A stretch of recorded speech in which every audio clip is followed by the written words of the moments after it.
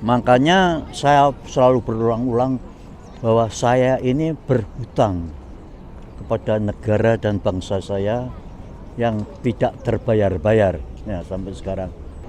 Tidak gampang. Kalau banyak orang yang tanya kenapa nggak pulang, mereka pikir bahwa saya itu kepengen enak-enak di sini. Itu tidak betul.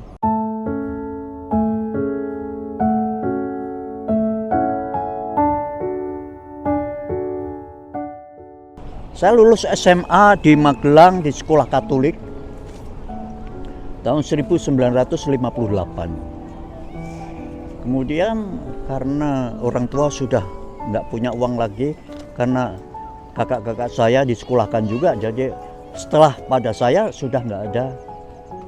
Jadi saya tidak bisa melanjutkan sekolah, saya lari ke Jakarta dari Magelang. Di sana saya jadi apa saja yang saya kerjakan, dari jual koran, iya, dagang apa, dagang ini dan sebagainya. Ini itu seperti di Jakarta, saya 5 tahun bekerja dan sekolah dengan biaya sendiri. Kemudian 5 tahun kemudian baru saya berhasil, karena seperti diketahui dulu itu kalau tidak punya backing, ya, siapa yang orang-orang besar, orang-orang terkenal berkuasa itu tidak memberi rekomendasi, susah untuk. Nah, saya baru mendapatkan itu 5 tahun setelah lulus SMA. Jadi waktu itu saya sudah tingkat 3 di Universitas Nasional, kalau ya saya masih ingat. Datang di sini kembali lagi dari minus, karena setelah datang sini 1 tahun harus belajar bahasa Ceko, karena kuliah kami dalam bahasa Ceko. Mulai lagi kelas 1 dan sebagainya. Saya dulu itu bekerja dan aktif di Palang Merah Indonesia di Jakarta, yang dipimpin oleh waktu itu gubernurnya Bapak Dr. Sumarno. Beliau itu karena melihat saya aktif dan saya malah yang paling bocah di sana. Pada satu ketika ditanya, kenapa kamu ikut-ikut kami, kamu mesti kan sekolah. Ya baru keluar Pak, katanya. Kata saya, kenapa keluar? Ya karena udah nggak punya biaya lagi. Kamu harus sekolah lagi, kamu besok daftarin kamu di UI sana. Ya, uangnya dari mana bayarnya? Saya bayarin, saya bilang, wah terima kasih Pak, nggak bisa saya begini. Loh, saya dibodoh-bodohin, kamu itu ada yang mau nyekolahkan kok nggak mau? Nggak, persoalannya Bapak baik hati, terima kasih, tapi saya tidak bisa menerima dengan alasan bahwa sampai mati nanti saya berhutang budi sama Bapak secara pribadi. Saya tidak mau. Ya tapi kamu harus sekolah, kamu bukan orang yang bodoh dan gini, dan kamu harus maju gini. Ya tapi kalau dengan cara begini saya tidak mau. Kelihatannya kemudian beliau hormat juga ya. Nah, terus gimana solusi kamu itu bagaimana? Saya bilang, Pak, kalau saya ingat jatah dari, karena Bapak Gubernur itu Gubernur Jakarta ya. Jakarta punya 2 jatah bisa menyekolahkan studen ke luar negeri. Jadi sebenarnya Bapak kalau ngasih rekomendasi saya bisa, saya coba. Oh iya benar juga kamu, katanya. Ingat saya bikin rekomendasi di kementerian namanya PTIP dulu namanya itu. Ya, di situ di screening, artinya ujian dan sebagainya. Pada waktu itu saya ingin ke Jepang. Wah, waktu itu pampasan Jepang ya, semua pada ke Jepang. Ya. Kemudian semua pada ke Soviet Rusia dan sebagainya. Waktu saya ingin ke Jepang karena teman-teman saya yang di Jepang itu wah ceritanya bukan main. Ternyata saya dapat jawaban bahwa saya tidak bisa dikirim. Pada waktu itu saya masih datang di Palang Merah itu, dan Pak Gubernur bilang, kamu di sini, kamu mestinya udah di Tokyo sana. Wah, nggak berangkat Pak, saya. Kenapa? Ditelepon itu kementeriannya itu. Wah, terus Pak Gubernur bilang, wah udah dah, menyerah aja kita. Menyerah gimana Pak? Harus menyerah, saya bilang. Tahun ini yang ke Jepang ada 5 orang, 5 tempat, dan yang kasih rekomendasi semua 5 itu babi kita, Presiden Soekarno. Saya cuma gubernur kalah toh, ya. Wah ya tentu aja Pak. Tapi kamu harus, ya kalau Bapak ngasih rekomendasi lagi, kamu mau kemana katanya? Ke Soviet Pak, Soviet Rusia. Gitu.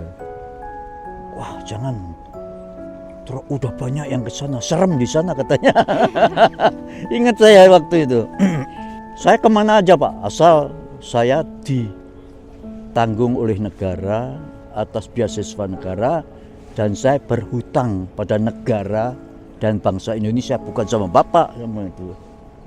Oke. Bikin lagi, terus Bapak itu bilang ke Ceko aja katanya.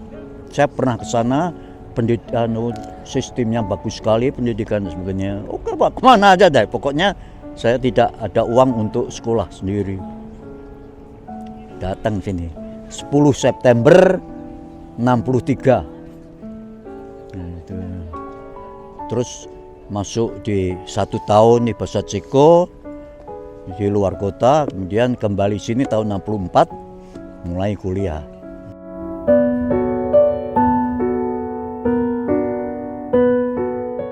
Umur 24 saya baru datang ke Ceko. Nggak ngira bahwa sebagian besar hidup saya akan nggak direncanakan semua.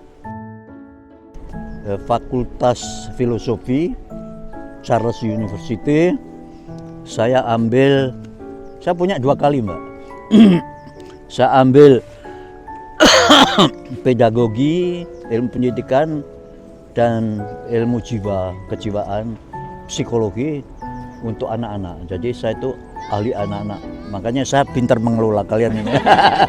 Karena waktu itu saya dapat kesempatan sekolah lagi, itu saya mengambil jurusan kultur politik dan mass media. Jadi saya punya 4 keahlian yang tidak bisa saya aplikasi untuk bangsa saya. Makanya saya selalu berulang-ulang bahwa saya ini berhutang pada negara dan bangsa saya yang tidak terbayar-bayar ya, sampai sekarang. Saya jelek-jelek, pacar saya dulu banyak tuh Mbak, ganti-ganti, cari-cari kok nggak cocok-cocok, malah dapat yang cocok yang nggak saya cari. Sampai sekarang. Dan insya Allah nanti tanggal 10 September tahun ini kita akan merayakan 50 tahun. Jadi itu perkawinan emas.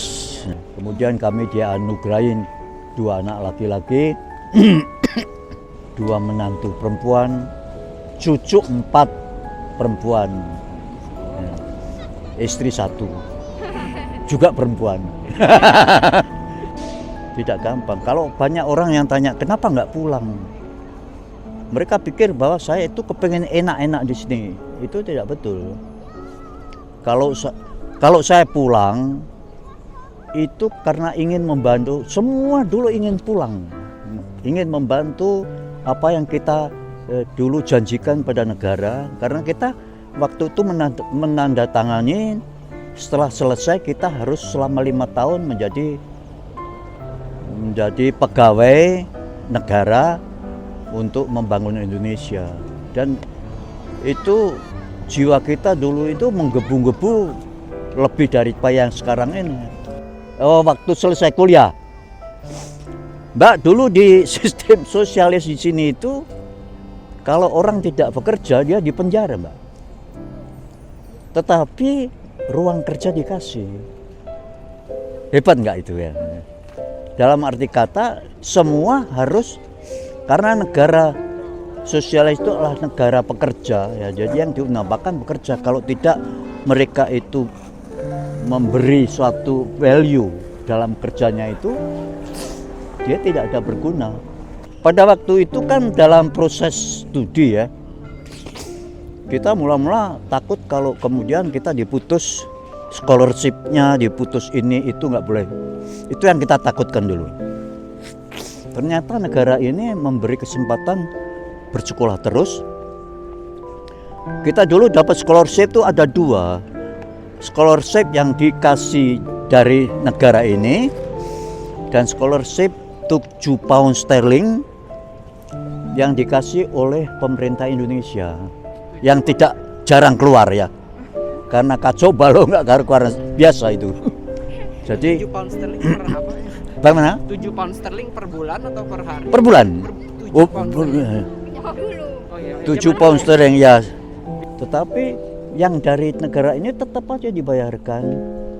Malah kami dikasih tempat tinggal, Mbak.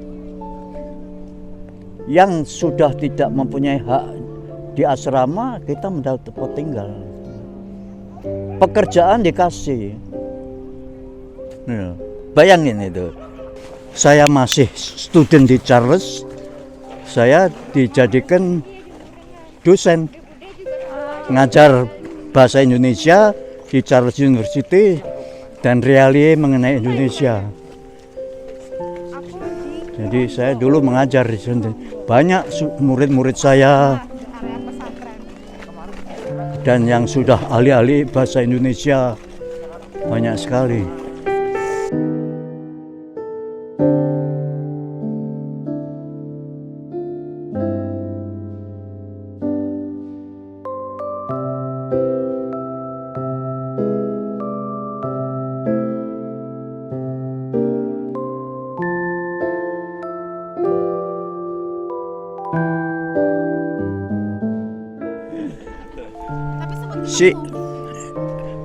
Pernah ketemu mungkin di konferensi ya, tapi dulu kan belum terkenal. Dia sebagai student aja biasa. Cuma kita bilang, oh itu saking pinternya, wah itu orang pinter itu. Baik orangnya, BP orangnya baik. Ainunnya lebih baik lagi. Pesan buat mahasiswa yang di luar negeri. Oh, pesan-pesan tidak cuma untuk mahasiswa, Mbak. Pesan saya untuk generasi muda penerus Indonesia.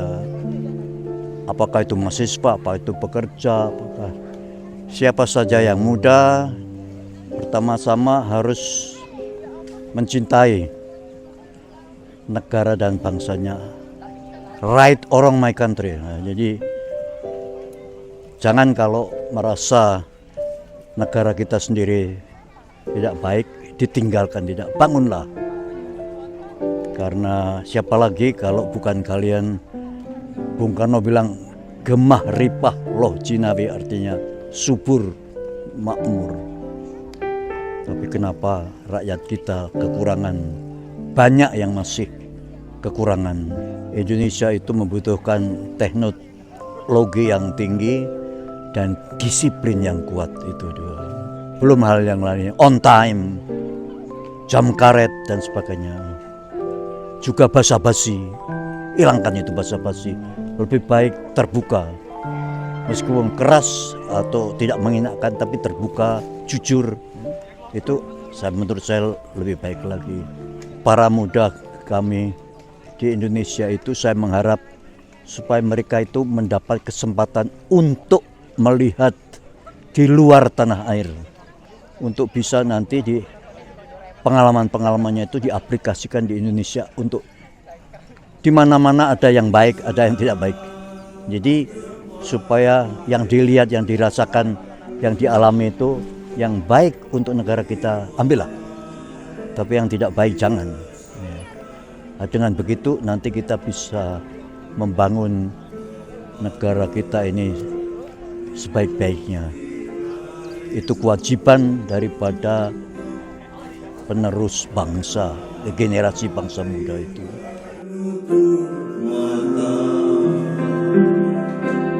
Tempat berlindung di hari tua sampai akhir